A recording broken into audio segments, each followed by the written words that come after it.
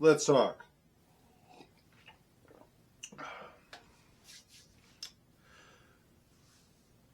There are, and I've said this a bunch of times in my videos, there are a lot of times where we, as more experienced players, get so used to the vernacular and the nicknames and the buzzwords that kind of come part and parcel with the SCA that we forget that some of this stuff isn't common knowledge, especially for newer members. So one of those subjects that came up recently, just in conversation, was the question of the guard, the baronial guard, or when we use the phrase guard in the SCA.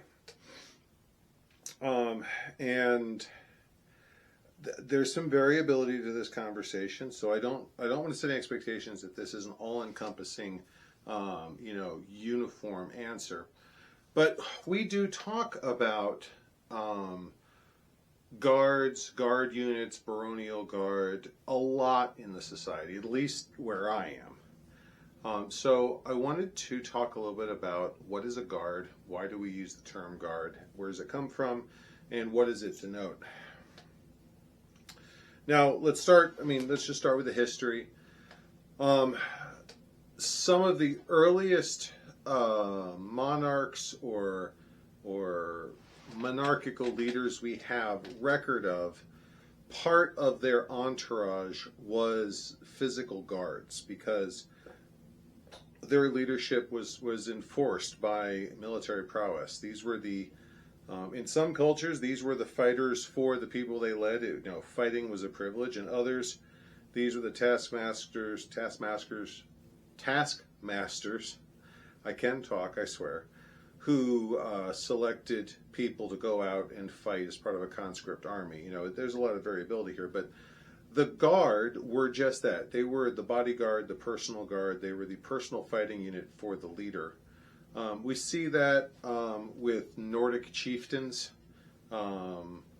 Frankly, the huskarl, the house carl or house knight, to adjust carl for a more current term, were very much a guard to the chieftain that they were protecting. The classic monarchs of Europe, dating all the way back to the fall of Rome and up through the Renaissance, there were palace guards, castle guards, there were the royal guards, there were the close personal guards, and every kingdom in Europe had a slightly different take on it. Sometimes they were hired help, they were mercenaries, sometimes they were personal, they were part of a household that was loyal to the crown. Sometimes they were professional soldiers, and there's a million variations off of that. I don't want to get too deep into that subject. But in those situations, the guard was exactly what the name implied. It was a standing military fighting unit whose chief objective was the physical safety of their principal, whether that was a landed noble, a baron, a count, a duke, or whatever member of the royal family they were guarding. They go back as far as we understand that the king of Babylon had people who we would retroactively call palace guard to protect his persona, or protect his person. And to this day, there is a royal guard at some of the famous institutions in Europe. Buckingham Palace, the royal guard of the House of, I believe, Sweden. It's a staying institution. It did not start with the Middle Ages, and it did not die out after the Middle Ages. Now, in the SCA, we carry that tradition forward. Probably one of the most commonly used ways that we use guard are baronial guards. Now, what's a baronial guard? Most typically, a baronial guard in the SCA are composed of chivalric fighters who answer to the baron and baroness of that barony. Now, whether they fight for the crown or for the barony, or whether they're beholden to the crown, that's a question of nuance for each individual oath. What's it take to get into the Guard? You know, is there a swearing-in ceremony? Do you sign a contract? And all of those things are possible. When I was traveling more, many years ago, when I was traveling more, several of the baronies I went to had baronial guards that had very active fighting units. And when we went to our major wars, when Ansteorra went to Gulf Wars, that was the big one, but also a couple of internal wars, you know, Ansteorra-centric wars, or even when we went to Pennsic, which is a farther war for us to reach than Gulf.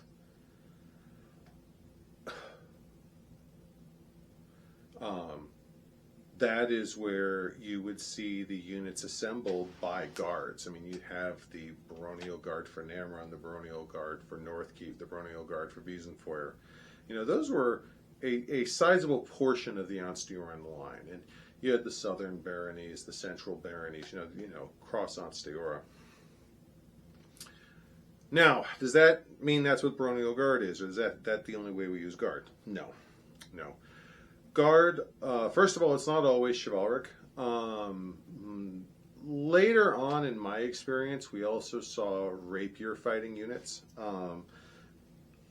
that they would either be their own separate guard unit, also under the auspices of the barony, or they were a sub-unit of the guard unit. You had the Shiv unit within the baronial guard, you had the rapier unit within the baronial guard. That type of scenario. Later on, still, you see that division further expand. You had the other martial disciplines. You had target archery, which target archery it's a martial activity, and there are competitive shoots at several of the wars we go to, where the armies that are assembled get points if you win. So the target archers would be part of an archery unit. One of the more common terms, at least here in Ansteorra, I don't know how widespread this is calling these subunits lances. You had a Shiv lance, you had a rapier lance, you had an archery lance. There was, at one point, we had siege engineers that worked the catapults, the ballistas, the trebuchets, and they would be part of the baronial guard sometime, you know, part of again, it's its own little micro army, and that is very much how the SCA uses it. Now, does that mean that only baronies have guards? Or does that mean that all baronies have guards? And the answer is no to both. The first group I played in was a shire. And the shire had the Lion Dragon Guard, which was a fighting unit that was sworn to the group, the Shire of Moonshadow, and that was administered by the Shire's Seneschal.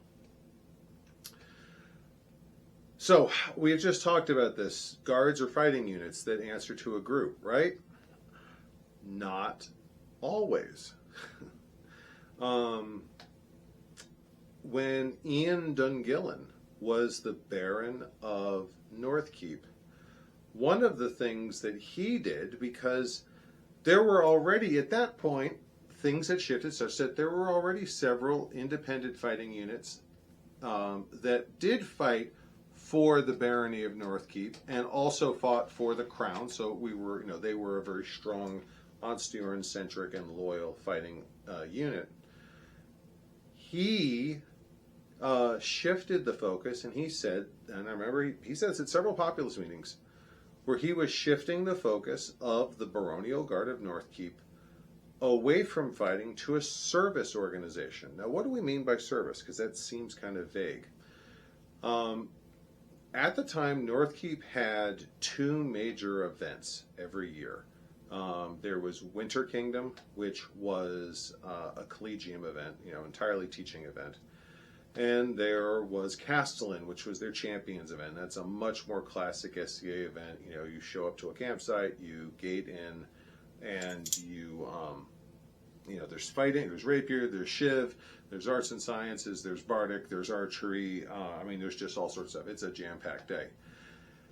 He wanted to create the Baronial Guard as a manpower resource that could be used to help people set up, move their equipment, move their stuff, to help. It would give a manpower pool of younger, able-bodied individuals to help individuals enjoy the day. Several of our players at that point, frankly, weren't as young as they used to be. Some of them were wrestling with relatively newly established physical handicaps, chronic injuries or ailments that prevented them from being the spry, carry everything on my back in one run spring bean that they were, even 10 or 15 years before. So he, instead of leveraging a fighting unit, he wanted to use the organization and the prestige of the Baronial Guard as a manpower resource to fight was frankly a very different type of fight. Now, is that kind of an unusual one-off situation? Is that strange? And the answer is no, it's not. The answer is that the guards of any group, the martial arm of any group, has always been able to be levered or leveraged towards any means that the leader deems necessary. The Baronial Guard, a really good example, a lot of people don't know about this, but a good example was Buckingham Palace. I want to say it was in the 80s, might have been the 90s. There was a fire, and a number of rooms were heavily damaged by smoke. The London Fire Brigade had to do a good share of damage themselves to suppress the fire because a lot of the construction was wood. But there's a real famous news clip of this line of palace guards who they have very hastily rolled up this massive carpet, some sort of rug. I have no idea what it looks like, but it's this giant roll, and they have rolled this thing up, and they have picked it up and thrown it over their shoulders, and they are walking with it in what's effectively a snaking line formation to casually, carefully carry it out of Buckingham Palace so it is not further damaged by the smoke and the fire department's hoses.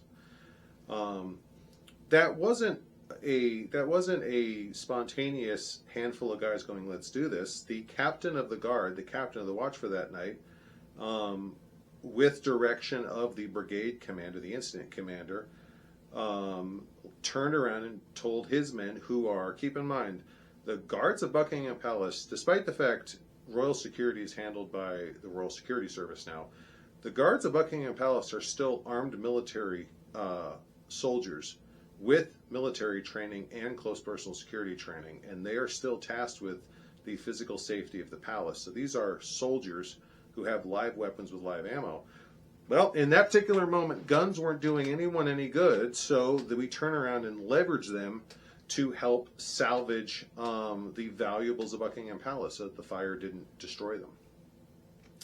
So there is history, and there are plenty of cases in history where guards were leveraged for emergency situations, for household help when there clearly was no danger, but we need help fixing something or maintaining something. This is something that we see repeated a lot in history. So having the SCA, having the Baronial Guard leveraged has a manpower, a service man pool to help members at an SCA event may not seem like a immediate idea, a typical idea, but there's historical precedence for it, and there's SCA precedence for it, and when done properly, it's a powerful, powerful tool. Because if you've never been to an SCA event, you'll probably have to go to a few to appreciate this, but I can tell you from first-hand experience, the ability to identify a need and to be able to snap your finger and say, I need 3 people doing that right now. That is a game changer at events. You're talking about, you can save the day. You can, people who are normally very tired and very, they may be tired, they may be burned out, or they may about to become very tired. The ability to take what they are doing and just knock it out immediately, that can raise everyone's spirits. That can make everyone's day so much better. Are there limits to guards? Not really. Not legally, not by policy. Guards or any sort of fighting units sponsored by the official SCA groups, they're not regulated. They are not mentioned in Corpora. You can call them whatever you want. I'm familiar with Guard because when I was fighting, I was part of the Lion Dragon Guard, and I remember the baronial guards of Northkeep, Wiesenfeuer, Namron. Those were all institutions when I joined. And all of those things have changed. It's been a quarter century. I've watched all of them have ebbs and flows, and all of them got done a number by COVID. So I don't want to make it sound like they've gone by the wayside, but I also don't want to make it sound like these are static and unchanging, because they certainly change. They certainly change year to year.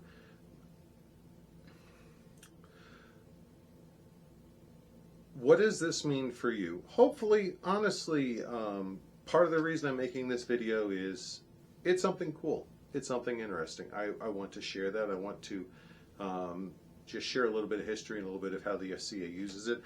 But also the other end of it is there is a really good chance that as a new player or even a transplant player, you may hear talk of Guard, the Baronial Guard, the Shire Guard, whatever. You may hear Guard used in casual conversation or planning groups or discussion groups or social media or email lists. And I'm hoping to give you a little bit of context and a little bit of feedback so that you can better understand it and maybe engage, get more particulars about how it's being used in your area. Do you have a Guard in your group? Do you have a Baronial Guard? Do you have a local fighting unit that's sworn to, whatever they call it, a Guard, a company, that's sworn or promised to your local group? Or do you divide your groups up differently? Do you not have local? Do you have a kingdom or a regional fighting unit? Or does your fighting unit not even have, or does your local unit not even have fighters? Is it a service organization? Talk to me. What are some of the things you have going on in your area? How do you guys use Guard? Comment down below. I look forward to hearing about it, and I look forward to seeing you. But until then, I'll see you at the next event. Goodbye, and God bless. If there are 2 things I've learned that drive videos these days, it's controversy and engagement.